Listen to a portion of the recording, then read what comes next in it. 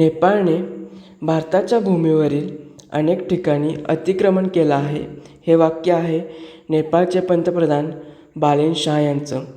बालेन शाह यांनी नेपाळच्या पार्लमेंटमध्ये बोलताना हे वक्तव्य केलं आणि नेपाळच्या पार्लमेंटमध्ये गदारोळ तर झालाच, पण भारतामध्ये देखील अनेकांच्या भुवया उंचावल्या गेल्या.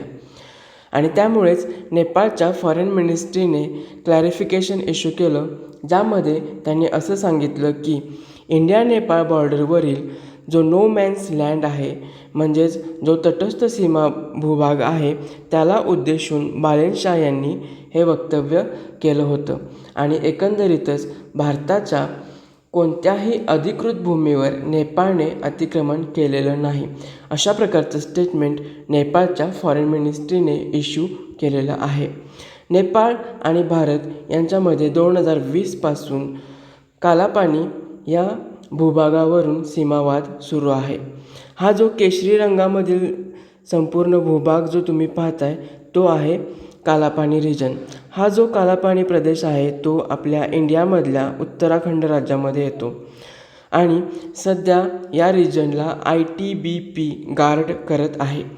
तर या रिजनची किंवा या प्रदेशाची जर ऐतिहासिक पार्श्वभूमी आपण पाहिली तर 1814मध्ये अँग्लो नेपालीज वॉर झालं होतं.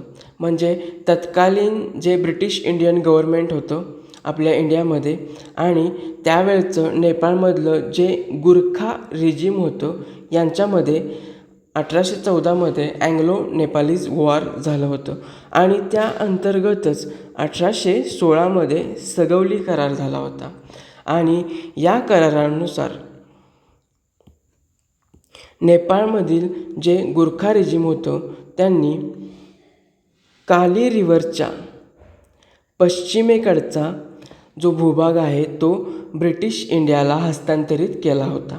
पुन्हा एकदा सांगतो, 1816मध्ये जो सगौली करार झाला होता त्यानुसार नेपाळमधील जे गुरखा रिजिम होतं त्यांनी काली रिव्हरच्या पश्चिमेकडचा संपूर्ण जो भाग आहे तो ब्रिटिश इंडियाला सुपूर्द केला होता किंवा हस्तांतरित केला होता. आणि आत्ता 2020मध्ये या कालापानी रिजनवरून नेपाळ आपला हक्क सांगत आहे 2020पासून.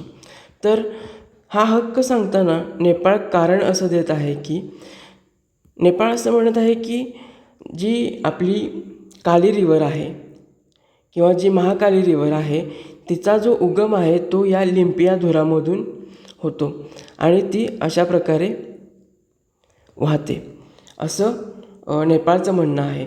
आणि त्यामुळे सगौली करारानुसार या महाकाली रिव्हरच्या पश्चिमेकडचा जो भाग आहे तो भारताचा अधिकृत भाग आहे आणि हा जो कालापानीचा जो प्रदेश आहे तो त्यावर नेपाळचा हक्क आहे असं नेपाळचं म्हणणं आहे. आणि त्याला प्रत्युत्तर देताना भारताने असं सांगितलेलं आहे की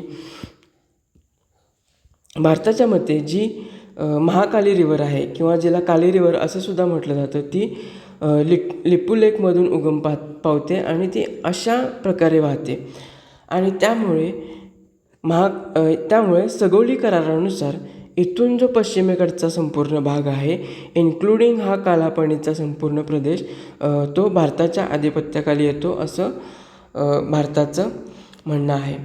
एकंदरीतच इथे आपल्याला स्पष्ट होतं की हा जो सगौली करार आहे त्यामध्ये महाकाली रिव्हरचं उगमस्थान स्पष्ट नसल्यामुळे इंडिया आणि नेपाळ यांच्यामध्ये हा सीमावाद उद्भवलेला आहे.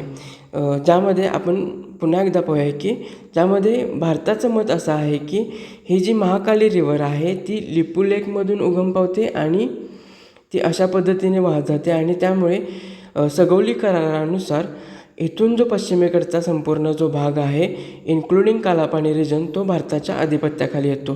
तर या उलट नेपाळचं असं म्हणणं आहे की जी महाकाली रिव्हर आहे ती या लिम्पियाधुरामधून उगम पावते आणि ती अशा प्रकारे वाहते आणि त्यामुळे सगौली करारानुसार इथून जो पश्चिमेकडचा भाग आहे तो भारताच्या आधिपत्याखाली येतो आणि त्यामुळे हा जो कालापानीचा जो भाग आहे तो नेपाळचा हक्क आहे असं नेपाळचं म्हणणं आहे. तर हा तर आपण इंडिया आणि नेपाळमधला कालापानीवरूनचा जो सीमावाद आहे तो आपण पाहिला.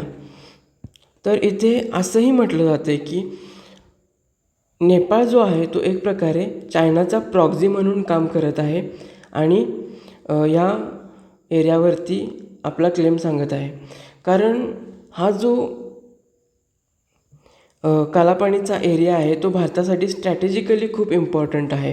कारण हा जो एरिया जर आपण पाहिला तर हा कालापानीचा एरिया चायना, नेपाळ आणि इंडिया यांच्या ट्राय जंक्शनवर येतो आहे आणि भारतासाठी विशेषतः हा स्ट्रॅटेजिकली इम्पॉर्टंट आहे. कारण भारत इथून चायनीज फोर्सेसची जी मूवमेंट आहे त्याच्यावरती भारत इथून वॉच ठेवू शकतो आणि त्यामुळे चायना एक प्रकारे नेपाळच्या खांद्यावरती बंदूक ठेवून भारताचं कालापानी रिजनवरती असलेलं जे स्ट्रॅटेजिक लिव्हरेज आहे ते काढून घेण्याचा प्रयत्न चायना इथे करत आहे असं सुद्धा म्हटलं जात आहे. आणि यामुळेच भारताने जेव्हा कैलाश मानसरोवर यात्रा सुरू केली होती मागच्या 2-3 आठवड्यापूर्वी लिपुलेख पासमधून, तर त्याला नेपाळने ऑब्जेक्शन घेतलं होतं. कारण नेपाळचं असं म्हणणं आहे की हा जो लिपुलेख पास आहे तो डिस्प्युटेड एरिया आहे. पण भारताने नेपाळचा हा क्लेम कम्प्लिटली रिजेक्ट केलेला आहे आणि भारताने इथे असं सांगितलेलं आहे की भारत हा रूट खूप वर्षापासून म्हणजे अगदी 1950पासून भारत हा रूट मानसरोवर यात्रेसाठी यूज करत आहे आणि हा जो रूट आहे तो ऐतिहासिक करारांना धरून आहे. आणि त्यामुळेच बालेन शाह यांनी केलेलं हे जे वक्तव्य आहे ते भारत आणि नेपाळ यांचे जे बिघडणारे संबंध आहे त्याच्या दृष्टिकोनातून आगीमध्ये तेल ओतण्याचंच काम करत आहे. हा व्हिडिओ शेवटपर्यंत पाहिल्याबद्दल खूप खूप धन्यवाद.